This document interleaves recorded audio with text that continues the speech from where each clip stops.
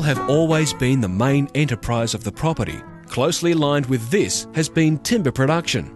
It is the firm belief of the Thompsons that a bare paddock will have less grass production over a shorter period than a paddock where the tree cover has been maintained. Owen explains that having a timber crop is like having money in the bank in the event the cattle market declines. Like with any crop, you know, if you're a sugar grower and you only grow sugar cane and the world price of sugar drops from 10 cents a pound to 3 cents a pound, you're going to have a bit of a hard time. You don't have to supplementary feed trees. You don't have to keep them in a fridge.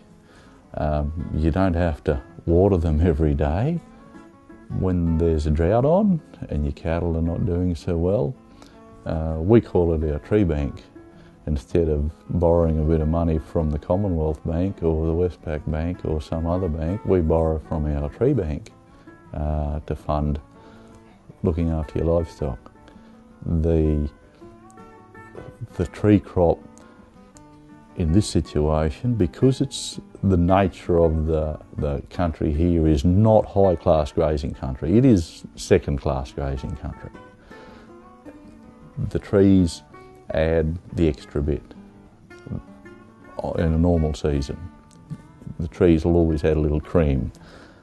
The trees will fund your capital work development. You need to build a new dam, you need to replace your tractor. The tree crop is your capital edge that you have. You don't have to sell your cash crop, that's your livestock or your cash crop. You don't have to sell your cash crop to fund that, you can do it out of your trees. And when cattle prices are depressed, i.e. 1974, still known as the Great Beef Crash, where I can remember my father selling a whole truckload of cows, and good heavy cows, to a meatworks, and he got a cheque back for $312 for a whole truckload of cows. Without the timber crop, Dad would have gone broke. That's simple as that. And timber has fed my family several times over the last 35 years. It's been the saviour in a dry time, or when cattle prices have been rather flat. In the 90s, when cattle prices were very, very flat, we survived on timber. And when cattle prices are all right, or your season's well and your cattle are doing well, you don't need to draw on your timber crop then. Let it grow. It's ready there waiting for you for next time. I'll tell you a little story about what beds my philosophy on combining tree and grass cover. There was an old friend of my father's lived out to the north of us here.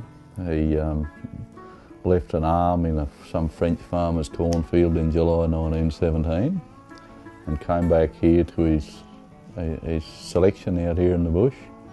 And he was quite a bit older than my father, but he was a good mate to Dad.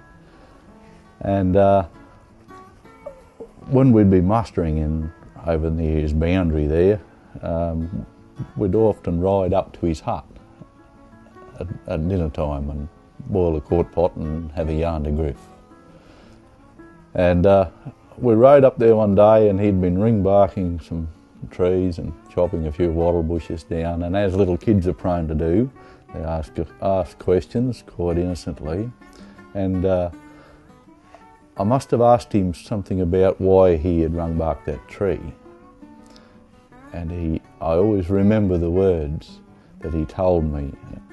And he said, "You listen here, young fella, if you want to live in this country, what you've got to learn is you can't have all grass, it won't work. You can't have all trees, that won't work either. What you've got to do is kill enough bushes to make 2 blades of grass grow where one grew before. And that way, you'll always have some grass for your cows. And when your cows are dying in a drought, you'll have a tree to saw down and sell." Now, it probably took me 20 years to get a handle on what he had actually told me. And I'm in my mid-50s now, And I have never been able to find where he was wrong in that statement. Through looking around this district in areas where people battle their hearts out for generations to keep the bushes off the country, and they allowed very few, or in some places no trees to grow at all. And over the years their country got harder and harder, their grass cover got less and less, and their cattle did poorer and poorer. Some people threw up their hands in despair and said, "We'll never beat it, we'll all be ruined." And they just let the thing grow back and didn't bother to control their regrowth. So the trees grew up until the stage where they grew to a critical mass where they choked each other out and they stopped growing and they began to deteriorate. So their trees never grew on to good quality commercial product. Others around the area, including on this place, left a good scatter of trees, and they observed about a few too many trees there. Grass doesn't grow very well. Cut a few trees out of it, take some of the bigger trees out, the mature ones, let a few little ones grow in their place. The grass grew better. Cows like it better.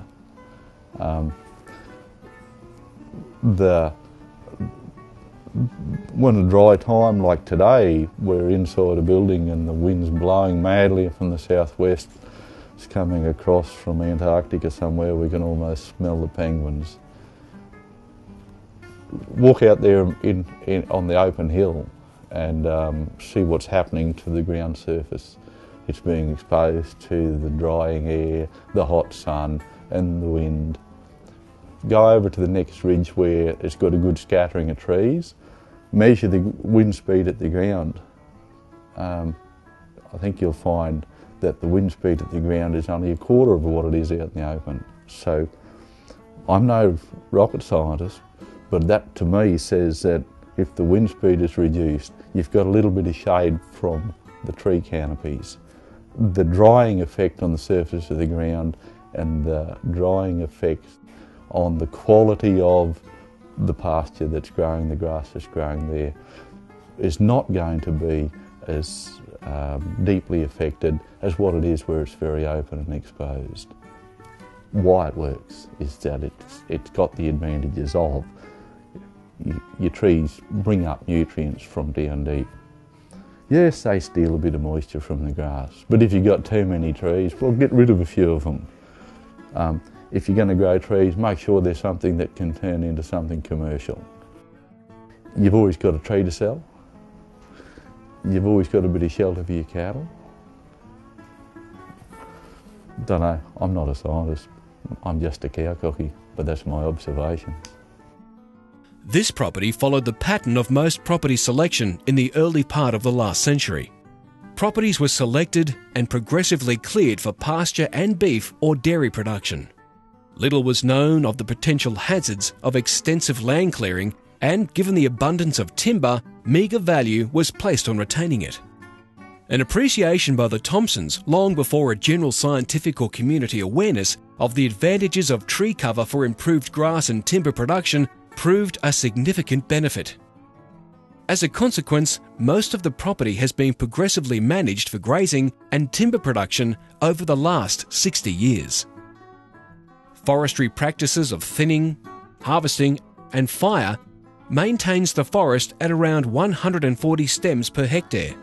This allows sufficient light and moisture to allow a grassy understory to be maintained under the forest canopy. Important to this strategy of multiple use is maintaining the highly productive areas with more fertile soils for pasture production alone.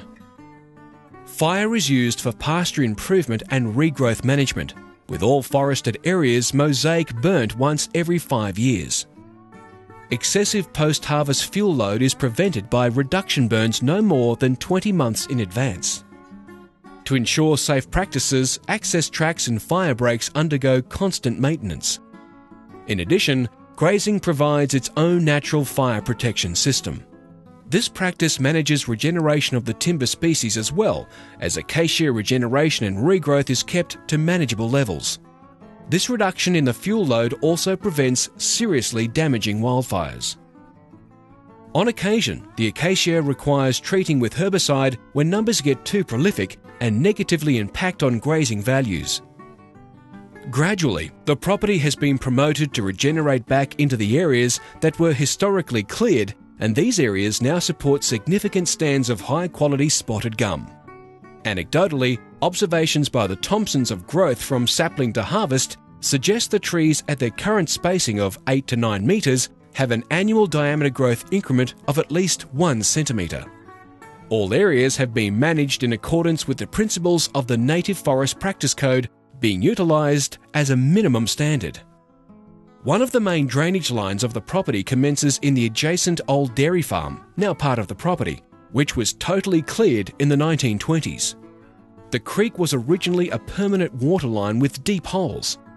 In the 1940s, due to the nature of the sodic soils with its highly soluble clays, the banks started eroding, and by 1960, after cyclonic flooding, the creek completely collapsed, leaving a deep canyon. What waterholes remained turned increasingly saline, and scalding appeared on the low-lying areas.